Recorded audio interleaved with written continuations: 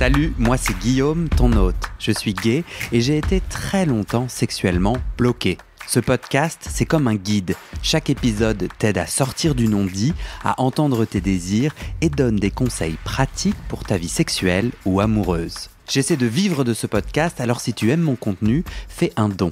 Tape bit.ly/comment devenir dans ton navigateur. Tu auras aussi mon Instagram pour voir ma petite tête et les infos pour venir à une rencontre entre auditeurs dans ta ville.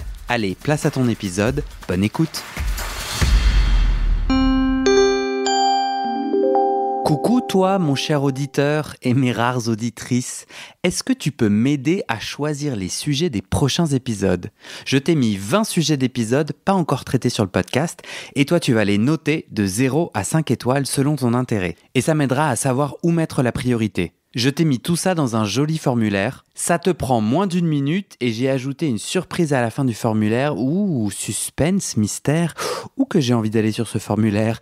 Le lien est sur le site du podcast. Tu tapes bit.ly/comment devenir, mais à ce moment-là, tu le sais déjà.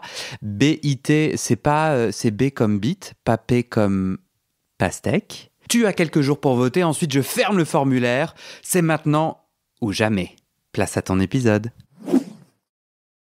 Le micro est en train de cheminer jusqu'à David. Super, merci. Ouais, moi ça résonne et je pense que même au-delà de... on se bloque sur certains scénarios quand on est en couple, mais c'est même se dire que dans une vie de couple, si on reste ensemble plusieurs années, il y a un moment donné où peut-être nos sexualités vont changer. Enfin moi je sais la sexualité que j'ai aujourd'hui et celle que j'avais il y a 10 ans, c'est pas du tout la même, quoi. Et c'est accepter de se dire dans le couple, on peut avoir des envies qui changent avec le temps. Moi, mon expérience, c'est que j'étais 14 ans en couple, je me suis séparé il y a 1 an à peu près, et on n'avait plus du tout de sexualité, en fait. Sur la fin, mais même, je dis sur la fin, même depuis très longtemps, en fait. Mais parce que je pense que nos sexualités ont changé, je pense qu'aussi, il y a eu des blocages à un moment donné, on n'en a pas parlé, c'est ce que tu disais, et je pense que là, on en parlait tout à l'heure, en groupe, la communication, c'est ultra important, enfin, à mes yeux, je pense, à mon sens. Et je crois que moi, il y a eu ce truc où, à partir du moment où on n'en a pas parlé, les choses se sont tassées et on n'a plus jamais osé en parler.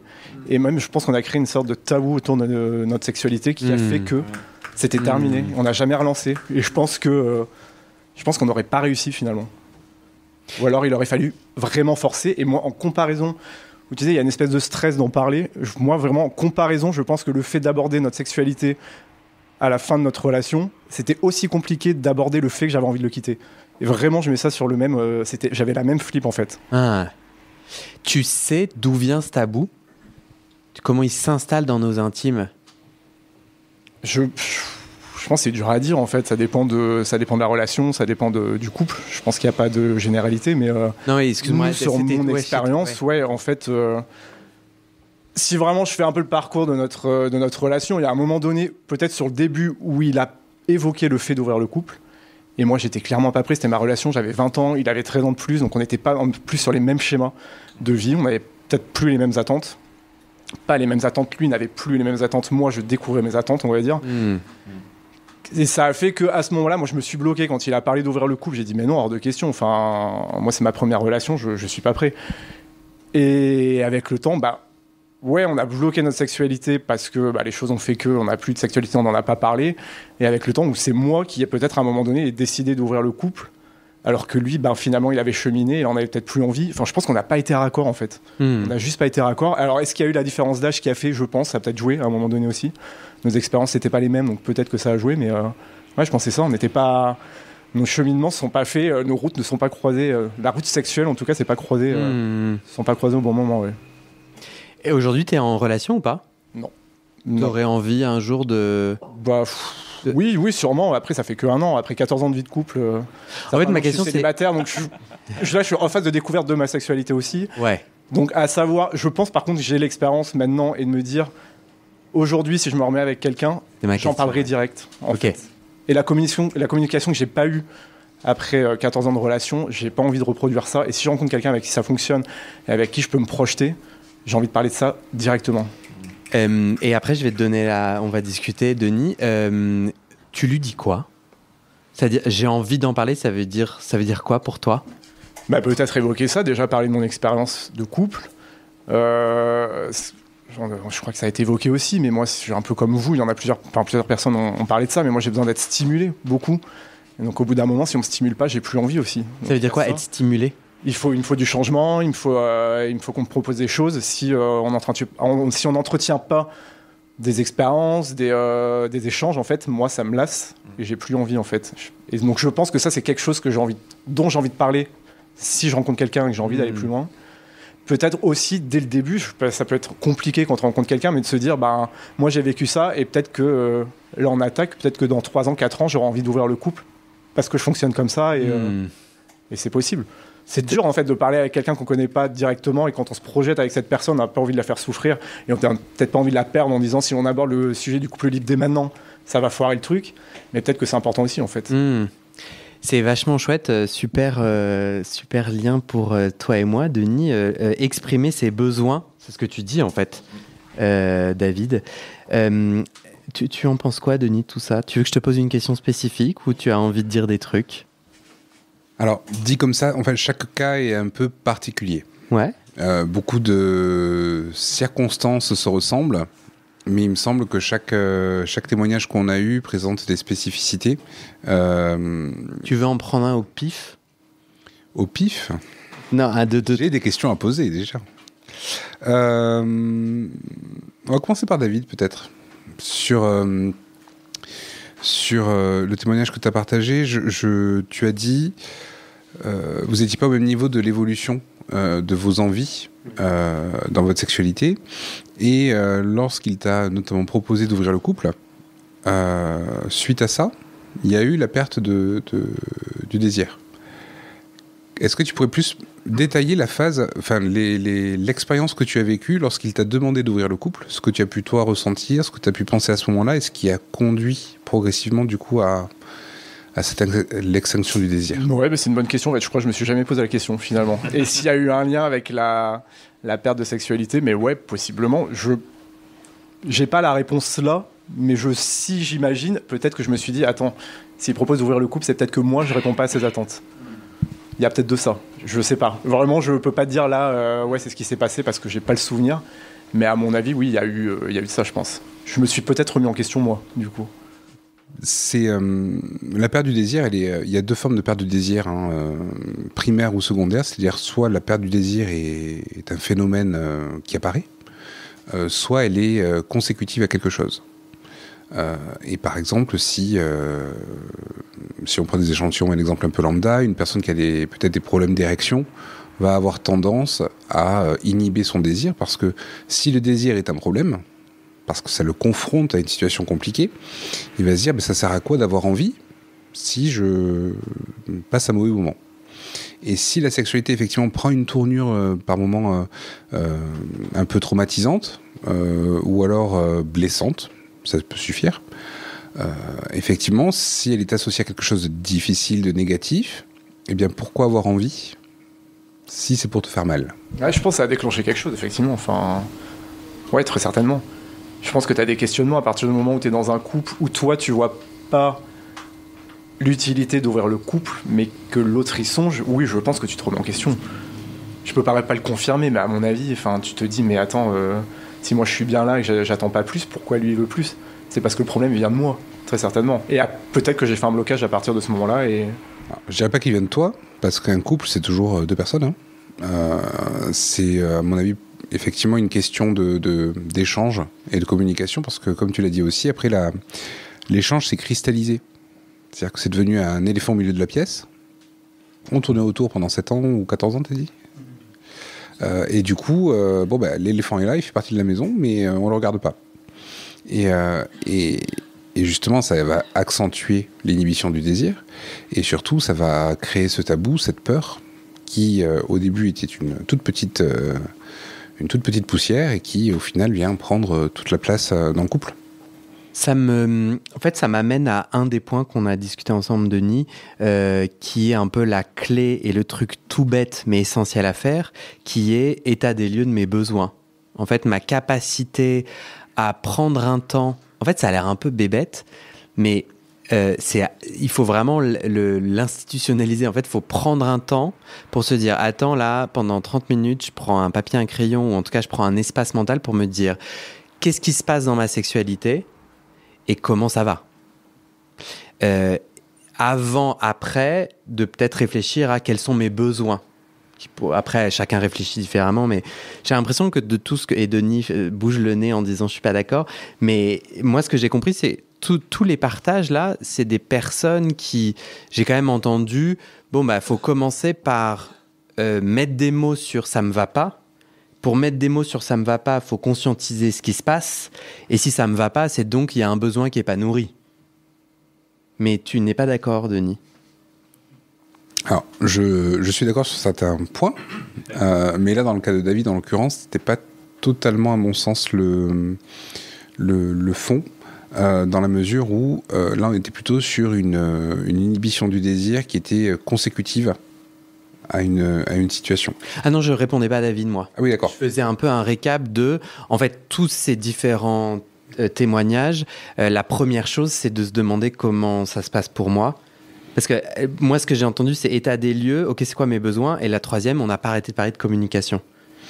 Qui sont un peu 3 éléments clés dans comment je prends soin de la libido sur le long terme. Alors, sachant que justement, dans les échanges qu'il y a eu, et notamment avec Pierre au début, il y a une notion qui serait intéressante de creuser un tout petit peu sur la notion de désir et de libido. La libido, c'est l'énergie. L'énergie sexuelle, enfin, c'est une énergie qui est disponible. C'est comme si on avait plusieurs piles entre nous. Et finalement, j'ai ma pile consacrée au travail, ma pile pour le sport, ma pile pour le sexe. Et donc, des fois, lorsqu'on est fatigué, on va vider une de nos piles et ça va être une suivante qui va être puisée. C'est pour ça que des fois, quand on est trop fatigué, on n'a plus de libido parce que notre énergie est partie. Donc la libido, c'est une énergie. Le désir, ça va être plutôt orienté. Je peux avoir une libido au taquet, mais ne pas avoir de désir pour mon partenaire. Ah ouais. Donc, effectivement, là, sur ce qui a été dit aussi, cette notion était intéressante. Par exemple, lorsque vous avez parlé du couple avec les films, il y avait des moments, oui, la libido, ça s'en va, ça revient. Ben oui, parce que des fois, on a des baisses d'énergie, on a des activités plus ou moins prenantes. Il y a des moments où on a du désir, on a envie, on n'a pas envie. Bon. J'ai beau adorer la pizza, j'ai peut-être pas envie de manger de la pizza tous les soirs. Voilà. Et donc c'est effectivement d'une part la libido en tant qu'énergie. Comment est-ce que je préserve mon énergie et je l'identifie pour pas venir puiser dedans. Et comment est-ce qu'après j'entretiens plutôt du coup le désir pour mon partenaire. Oui, donc ce que tu dis, c'est si je me pose des questions sur ma libido à long terme, sur mon élan sexuel à long terme, déjà si je bosse non-stop de 7h du matin à 22h, que je fais plein de sport, que je suis épuisé, y a un enjeu là de créer un espace et j'essaie de nous trouver des clés et des astuces à donner aux gens. Il y a un enjeu de ça vient aussi de ma disponibilité physique et intellectuelle mentale, et c'est autre chose d'après pouvoir axer ce désir sur quelqu'un. Oui, c'est effectivement à peu près ça. Et c'est d'ailleurs des fois ce qu'on observe dans des couples qui vont avoir beaucoup d'activités, beaucoup d'investissements et zéro sexualité. Mais que ce soit entre eux ou même en dehors du couple. Une personne, un couple dans ce schéma-là va souvent surinvestir de l'énergie dans du militantisme, dans des causes, dans des projets, dans plein de choses. Et on en arrive à ce qu'on appelle de la sublimation. C'est lorsqu'on va utiliser cette énergie qui est dédiée à la sexualité pour la transformer, pour la sublimer en autre chose. Juste à main levée, qui a déjà fait ça ? Ça parle à des gens ou pas ? Moi, je lève la main de ouf, je suis le seul. On est 2. Alors réexplique, parce qu'à mon avis, les gens n'ont pas compris. Ou bien les gens étaient en train de dormir. En vrai, je vous ai réveillé là. La sublimation, c'est lorsqu'on va utiliser cette source d'énergie dédiée à la sexualité pour faire autre chose. Je vais être, par exemple, on voit le cas des fois pour des artistes. Ils vont se servir de toute leur énergie sexuelle pour être dans la créativité, dans la création, dans l'acte. Et il y a des couples qui vont utiliser toute leur énergie de libido, par exemple, pour faire des activités, monter un projet, aller adopter un enfant, construire un futur. Et au final, on va arriver à une relation qui sera tournée autour de tout ce qui est partage, tout ce qui est activité, émotion forte, connexion à l'autre, mais dans laquelle la sexualité n'aura plus place. Je vais pas dire place.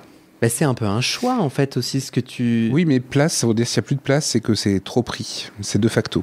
La sexualité n'aura plus son rôle de décharge d'énergie de libido. Et donc, comment moi j'intègre ce que tu viens de dire à ma vie, c'est que il y a un moment donné, moi ce que j'entends, c'est qu'à un moment donné, c'est aussi à moi de choisir là où je dépense mon énergie et comment elle s'équilibre. Si j'ai envie qu'il y ait de la sexualité en couple ou avec le même partenaire pendant le long terme, faut que je le priorise. En gros, moi je suis chaud de tes concepts, mais moi dans ma vie là, comment je fais ? Une fois que j'ai dit, ok, il y a le désir, la libido, qu'au final, c'est des énergies qui ne sont pas infinies. Donc, si je dépense tout à droite, il n'y a plus qui dépense à gauche. Du coup, je fais quoi avec ça ? Effectivement, c'est une forme d'investissement. Dans quel sujet j'ai envie de m'investir. Ça peut arriver, du coup, d'avoir des relations, comme Julien tout à l'heure, où au début, il y a eu un petit peu de sexualité. Et par contre, après, de suite, c'est devenu une relation très intense émotionnellement, très forte, où vous êtes beaucoup aimés. Mais voilà, il n'y avait pas de désir, mais toute cette énergie était quand même au service du couple. Et finalement, c'était plus une évolution.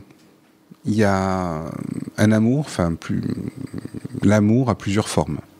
Et on a souvent reproché la construction qu'on nous faisait de l'amour judéo-chrétien, où il fallait s'aimer, faire des enfants ensemble. Et on a réussi à le déconstruire. Et en le déconstruisant, on a finalement fait des scissions dans différentes formes d'amour.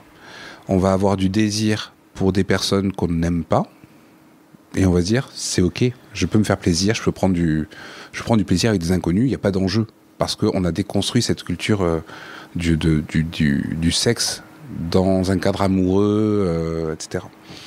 Et en faisant ça, finalement, on a fait une scission sur est-ce que le sexe est forcément relié maintenant à l'amour. Et donc, lorsqu'on a des pratiques où on commence à être, on est célibataire pendant 6 ans et on enchaîne les gars, 3-4 par semaine, c'est super, on s'éclate, on va finalement valoriser le plaisir ponctuel et un peu plus rapide peut-être, et dissocier de ce qu'est l'amour.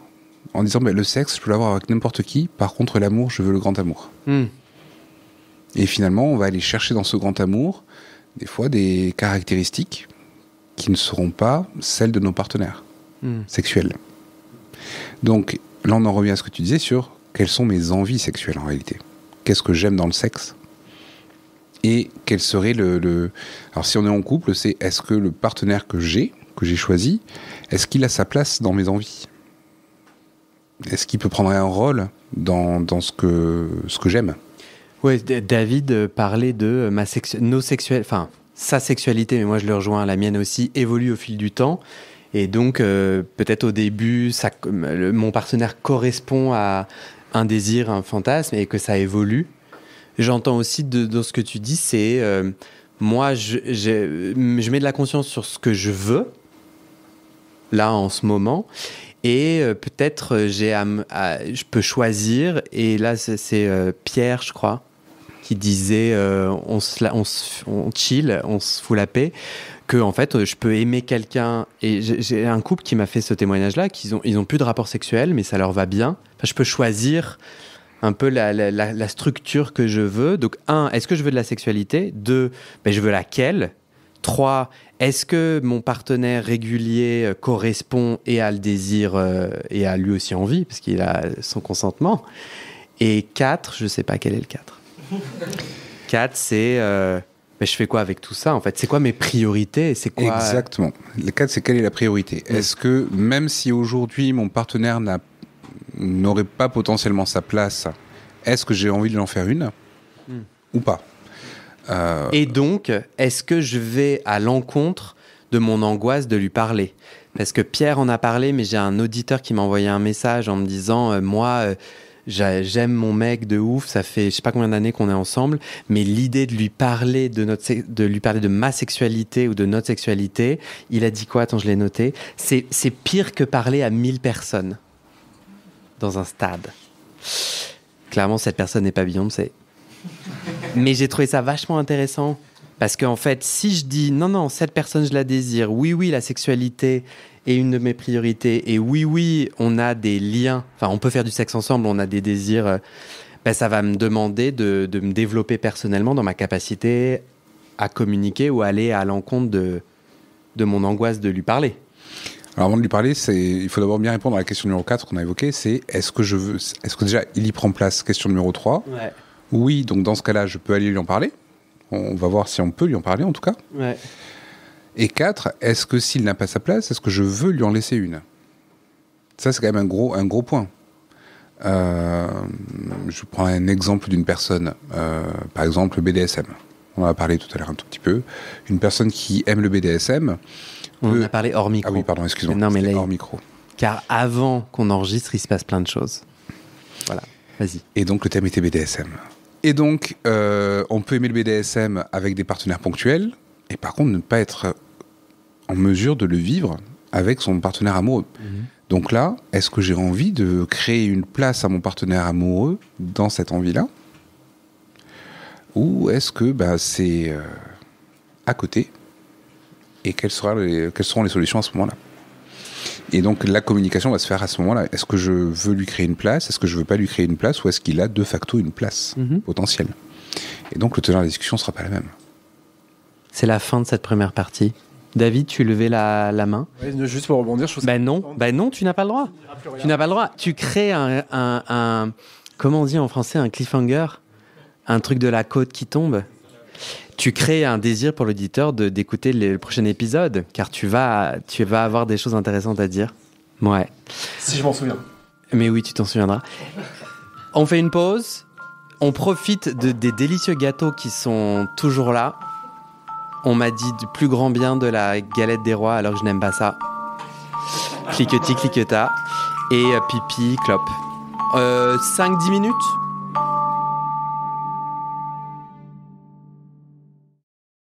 Et c'est la fin de cet épisode. Il y a plus de 130 épisodes à découvrir sur ce podcast. Ça fait beaucoup, alors je t'ai rangé les épisodes par thème. Conseils sur la sodomie pour ne plus avoir mal ou comment bien faire son lavement. Le BDSM, la bisexualité, couple ouvert ou exclusif, le racisme, le polyamour, etc. etc. C'est génial et c'est sur le site du podcast. Tu tapes bit.ly/comment devenir dans ton navigateur. Ah, une dernière chose, ne t'en va pas, si tu aimes mon contenu et que tu veux que ça continue mais tu ne peux pas devenir un des 400 en me soutenant financièrement, tu peux m'aider en quelques clics. Écoute bien, il te suffit de cliquer sur s'abonner ou suivre sur la page du podcast dans ton app d'écoute et de mettre 5 étoiles. Ces petits clics qui te prennent 5 secondes, ça fait vraiment une grosse différence pour le futur du podcast. L'algorithme se met à pousser automatiquement le podcast à plus de gens. Ça me permet alors de trouver les prochains témoignages et des potentiels futurs donateurs, donatrices. Et j'ai pas beaucoup de temps pour arriver à l'équilibre financier. Tant que j'ai pas trouvé 400 personnes qui donnent chaque mois, je dois utiliser mes économies et ça ne va pas pouvoir durer. D'ailleurs, pour devenir un ou une des 400 et faire un don pour que le podcast continue, va sur le site du podcast. C'est toujours le même lien, bit.ly/comment devenir. Merci pour ton aide et à très bientôt dans tes oreilles.